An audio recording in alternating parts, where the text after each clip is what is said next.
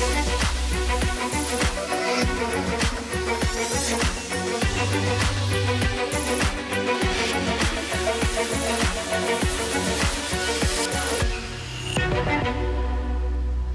morning. It is Wednesday, the 8th of July. I'm Maeve McMahon, and this is Europe Today, your morning digest of European news and analysis, live here on Euronews. Coming up, guilty as charged. A French appeals court has upheld Marine Le Pen's conviction for misusing EU funds, but shortened her ban on running for elected office. That means the far-right leader says she'll be running in the 2027 French presidential race. We'll be crossing to Strasbourg for reactions. Meanwhile, the US military has launched fresh strikes against Iran this Wednesday after Tehran attacked 3 commercial vessels in the Strait of Hormuz. It comes as NATO allies gather today in Ankara for a second day of talks. Commission President von der Leyen and NATO's Mark Rutte have said the alliance must become more European and reduce its long-standing reliance on US security. We'll be bringing you all the latest from our NATO correspondent in Ankara, Shona Murray. And the French President, Emmanuel Macron, the first European leader to visit Syria since the fall of Bashar al-Assad, was in Damascus, where he signed a bilateral agreement with the Syrian President, Ahmed al-Shara, aimed at encouraging investment to help rebuild the country after 14 years of war. Explosions were reported, though, near the area he was visiting during his trip. Plus, a thriller on the football pitch. Just when it looked like Egypt was in the lead, Argentina staged a dramatic comeback last night. Inspired by the global superstar Lionel Messi, the reigning world champions secured a 3-2 victory and will now face Switzerland in the quarterfinals this Saturday. And in other sports news, the International Olympic Committee has lifted some restrictions on Russian athletes, allowing them to compete in some events ahead of the Games in 2028. But first to France, where Marine Le Pen has announced she'll be the far-right National Rally's French presidential candidate after an appeals court yesterday cleared the way for her to run next year. For more, we can go straight over to the European Parliament in Strasbourg, where our correspondent Marine Gwynn is standing by for us this morning. So Marine Le Pen cleared to run, but still facing legal challenges. Tell us more. Exactly, Maeve. So Marine Le Pen, very defiant last night, coming out saying she will be the National Rally's candidate in those French presidential elections taking place next April. There were doubts because an appeals court was ruling on a conviction she received in March last year related to the embezzlement of up to 4.4 million euros in European funds. She was found guilty. The court upheld that guilty verdict, but it did significantly cut down the ban on public office, the 5-year ban on public office she had originally been handed down to just 15 months effectively. She has already served those 50 months. She's now cleared to run. Now, I'm in Strasbourg, Maeve, and there was a sense of apprehension, of expectation all afternoon yesterday after that verdict came, because the court also said that Marine Le Pen must wear an electronic ankle tag for 1 year. She had previously said that she would not run for president in those conditions. It will clearly impact her ability to travel and so on. But last night she came out saying she will be able to campaign without that ankle tag. Let's take a listen. As you know, I said that I would not campaign with an ankle bracelet. However, as I have the option of lodging an appeal to the Court of Cassation, which was not necessarily the case in other scenarios, and as an appeal to the Court of Cassation suspends the effect of the judgment, I will therefore be campaigning without an ankle bracelet. So this evening, I am a candidate. I am running for president. Je suis candidate à l'élection présidentielle. So Marine Le Pen there clearly saying she will not be stepping aside and making way for her 30-year-old young protégé Jordan Bardella, as some had expected. She did say last night that she has Bardella's full support, and in her words that they make a formidable couple, a winning partnership, she said, and she will have his support going into this presidential campaign. And on that, I'm joined now in the European Parliament by a member of Marine Le Pen's National Rally Party, a member of the European Parliament, Fabrice Leggeri. Sir, good to have you with us this morning. First of all, do you believe Marine Le Pen made the right political judgment yesterday, choosing to stay on as your presidential candidate? Yeah, good morning. Thank you for the invitation. Of course, Marine Le Pen made yesterday the right decision. This is the first victory for French democracy because it's not up to judges to decide who will be the candidate and who will run for presidential election. Yet the French judges did uphold her conviction.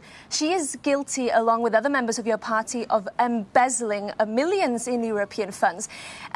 What does it say about your party that your first-choice presidential candidate faces such serious charges? First of all, I would like to clarify again that she is not guilty, because there is no personal enrichment.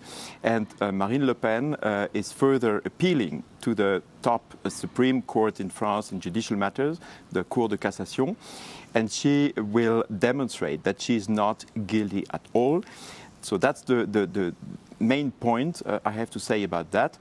And then, of course, that means that we are confident that, there is no mistrust in the eyes of French people, because French people know absolutely what this is about. She's confident she will be able to campaign without this electronic ankle tag. Yet this is sure to cast a shadow. She is facing this sort of home imprisonment for a year, essentially. How do you think that will impact the campaign? She won't be able to go out on the campaign trail. Well, as Marine Le Pen is appealing further to the top Supreme Court, this, let's say, temporary sanction decided by the appeal court will be suspended. And we are confident, again, that Marine Le Pen and our colleagues will not be found guilty by the top court, Cour de Cassation. So I must ask you, we're here in the European Parliament, what does the fact that Marine Le Pen is the candidate mean for Europe? We know in the past she has campaigned to take France out of the Eurozone, out of the European Union. Does she inevitably need to now soften her stance and become more palatable to Brussels? Well, already in the last presidential elections in 2022, Marine Le Pen supported a policy which is to improve the European Union as insiders. So our policy is not Frexit. Our policy is to join forces with other governments, with other nations, in order to improve the EU functioning. And I can say, as a member of the European Parliament, that we have already managed to get many results in the past months here in the European Parliament. So that shows it is possible. I can give you some examples. Return regulation, cutting the red tape, the omnibus regulations, and so on and so on. So I'm confident this will be an opportunity for all, not only for French people, but also for other European nations. OK, Fabrice Leggeri, that's all we have time for, I'm afraid. But thank you for joining us this morning on Europe Today. I'm sure we'll be following this story very, very closely over the coming weeks and months. Maeve, back to you. We will indeed, Margaret. Thank you so much. We'll come back to you a little bit later on the programme. But now moving on to Ankara, where NATO leaders are meeting for their second day of talks after US President Donald Trump reignited the confrontation over Greenland and lashed out at other allies over Iran. For more, we can go straight over to Ankara and bring in our NATO correspondent, Shona Murray. Good morning, Shona. So look, Donald Trump arrived yesterday and almost straight away berated his allies. Tell us more. Well, good morning, Maeve. That's right. I mean, even the most seasoned NATO diplomats have been saying for the past few weeks that this summit would be straightforward, that it would pass off without incident because of the numbers being pledged and spent on defence. $50 billion yesterday at the NATO Defence Industry Forum. But the idea was that Donald Trump would be placated by that. But of course, he had other plans. The first moment he basically touched down here in Ankara, he lambasted allies over not helping him in the war in Iran. And then, as you said, he reignited that confrontation with Denmark over the over the US trying to control Greenland. Take a listen. Greenland doesn't help Denmark. Denmark doesn't spend money to really help Greenland. But it's an important part for the United States. And it's surrounded by China ships and Russian ships. And that's not going to happen. It's not going to happen. It was Greenland that, and it continues to be, that should be controlled by the United States, not by Denmark. Now, the Prime Minister of Denmark obviously responded saying Greenland is not for sale, but it's obviously tarnished somewhat this summit. Then, moreover, overnight, Maeve, we know that the United States launched strikes against Iran in command and control centres. So there's a real concern that that might overshadow today's proceedings, which of course we're supposed to be talking about Ukraine, the war in Ukraine, and also the defence of the European continent. Of course, Donald Trump is due to meet Vladimir Zelensky, the Ukrainian president, this afternoon around 2:30. But still, it's not really as straightforward as NATO allies had hoped. Maeve? Hearing some big announcements coming out of that summit there on spending, Shona. Did that not please President Donald Trump?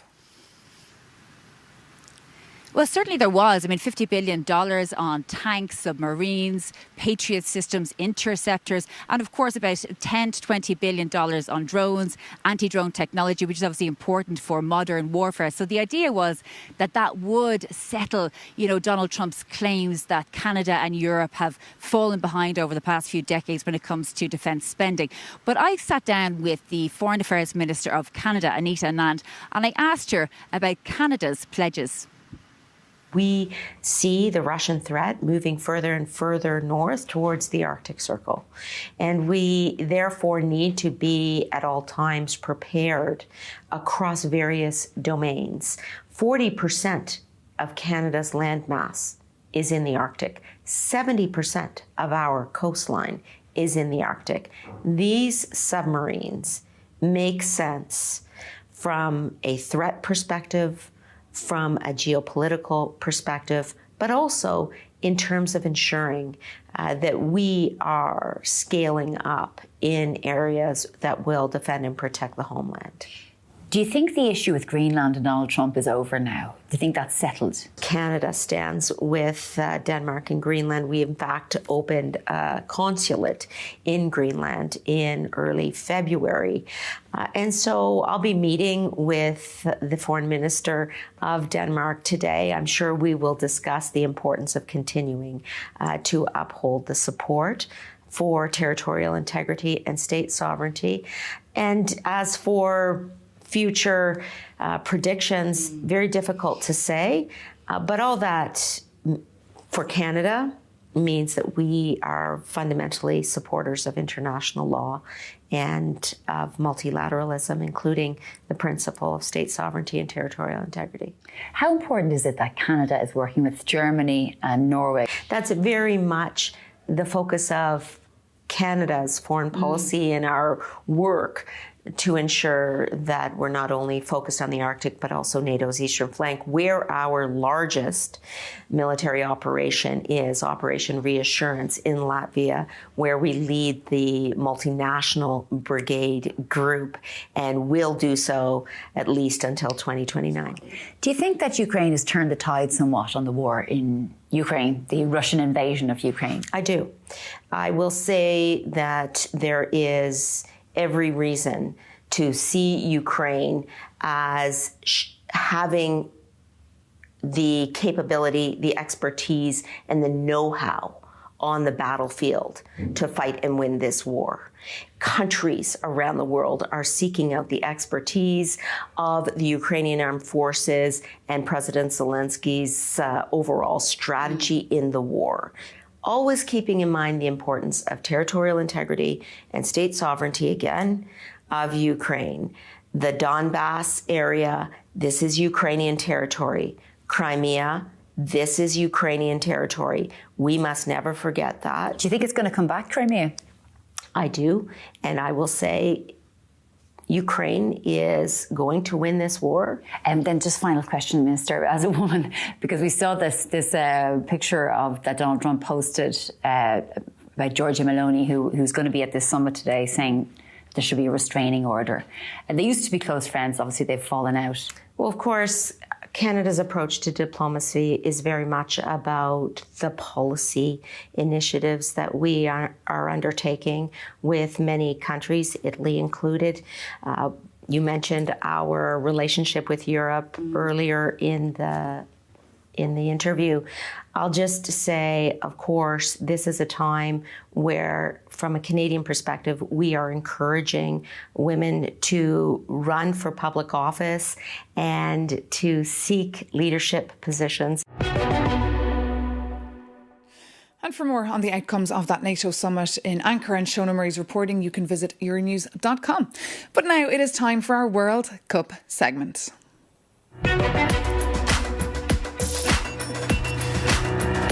Well, reigning world champions Argentina enjoyed a dramatic night, coming from 2-0 down to win thanks to a stunning late intervention from the superstar Lionel Messi, who set up one goal before scoring the winner.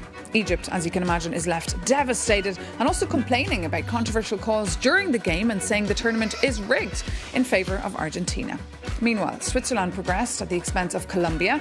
After 120 goalless minutes, the round of 16's first penalty shootout was needed, with the Swiss holding their nerve to win 4-3. Meanwhile, everyone is still talking about the Belgian Red Devils' win over the US earlier this week and the fact that Folarin Balogun was allowed to play. It's even top of the agenda in Strasbourg today, where MEPs are gathering for their regular plenary session. So let's head back now to the European Parliament in Strasbourg and bring in once again our correspondent Mairead Gwynn. Mairead, look, a group of MEPs have signed a letter calling for an investigation here. Will this have any impact? Well, yes, exactly, Maeve. This row has now reached the corridors of the European Parliament here in Strasbourg. And as you said, a group of MEPs yesterday addressing a letter to the 27 football associations of the European Union, urging them now to request an official investigation into the decision-making process that led FIFA to overturn that suspension on US striker Folarin Balogun that allowed him to play in that round of 16 match against Belgium in the early hours of Tuesday morning. Of course, Belgium in the end winning that match 4-1. But there is a sense of outrage here over the way that Donald Trump personally interfered, pressured Gianni Infantino, who is the FIFA president, into lifting this suspension to allow this striker, the US striker, to be able to play. One MEP behind this initiative saying it's a disgrace, that this is a perversion of justice. And so the message is clear from Strasbourg. We haven't had a response to that letter yet, but MEPs here saying that political meddling has no place in football and that, crucially, the rules of the game have to be respected, Maeve. OK, Mairead Gwynn, thank you so much for that live broadcast there from Strasbourg. And now, as we enter the quarter-final stage of the FIFA World Cup 2026, we were curious to hear how people were feeling about this year's standout stars. So we sent our reporter Adnan Liel to the streets of Brussels to find out who their favourites have been so far. Clearly for me, Messi, because he's been playing exceptional level. He's played way better than in 2022. Haaland. He's doing something historical for Norway, and he also has like a natural ability with the ball. He's just a beast. The best performance I think anyone has ever had in this World Cup is Fosinha. I think Mbappe, that's what at least I heard around, because as Italian I'm not following so much. Honestly, I think that Hakimi has proven many times that he was a great player, and let's go Morocco. Olise or Mbappe? Haaland, for the way that he played and the way that he scored 2 goals against Brazil. Also makes me sad because I also like Brazil. It's either Erling Haaland or Kylian Mbappe. So in the case of our team, Portugal, we'd say Diogo Costa, our goalkeeper, definitely. And for the other teams, I would say Kylian Mbappe. Our team is definitely Diogo Costa, also the best looking one, if we can say that, not only for Portugal, but from the whole World Cup.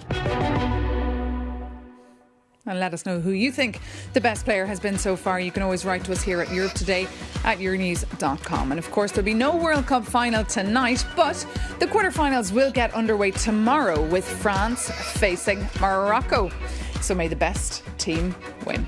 But that brings this edition of Europe Today to an end. So lovely to have you with us as always. Have a lovely day. You can visit, of course, euronews.com for more news and analysis, or reach us also on social media. Take care and stay with us here on Euronews.